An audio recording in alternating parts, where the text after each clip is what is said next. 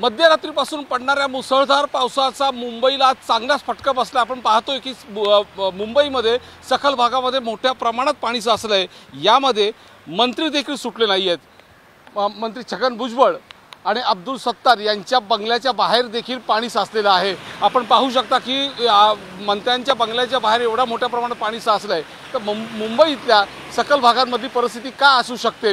एक सगळ्यात महत्त्वाचं आणखीन पाहिलं की आपण सकाळी आज मुंबईमध्ये येणारे काही मंत्री होते, त्याच्यामध्ये मदत व पुनर्वसन मंत्री अनिल पाटील आणि त्याचबरोबर अमोल बिटकरी यांना देखील आज रेल्वे सेवा ठप्प झाल्यामुळे ते देखील रेल्वे ट्रॅकवरून चालत येत असल्याचं दृश्य पाहायला मिळालं आहे। त्यामुळे आज मुंबईकरांचे मोठ्या प्रमाणात हाल झालेच, त्याचबरोबर आमदार असतील, मंत्री असतील यांचे देखील यामध्ये मोठ्या प्रमाणात हाल झालेले आहेत।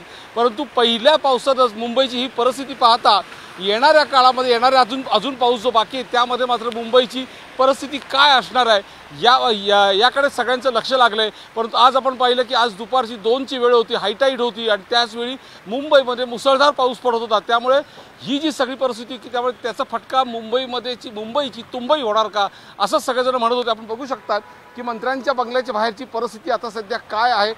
इथेही एवढ्या मोठ्या प्रमाणात पाणी साचलेलं, मात्र अजूनही कुठेही तिथे महापालिका जे कर्मचारी आहेत ते पाणी काढताना इथे फारसं दिसत नाही आहे। मुंबईतल्या अशा अनेक सखल भागांमध्ये हीच परिस्थिती आहे।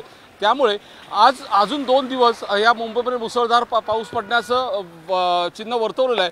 हीच जर परिस्थिती राहिली तर नक्कीच मुंबईची तुंबई होणार का हाच विचार आता मुंबईकर करतात।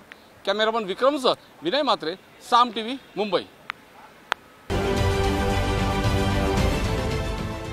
देश विदेशातील प्रत्येक घडामोडींचे लाईव्ह अपडेट मिळवण्यासाठी आता साम टीव्हीच्या सर्व सोशल मीडिया प्लॅटफॉर्मला लाईक, फॉलो आणि सबस्क्राईब करा। तसंच सर्व नोटिफिकेशनसाठी बेल आयकॉन प्रेस करायला विसरू नका।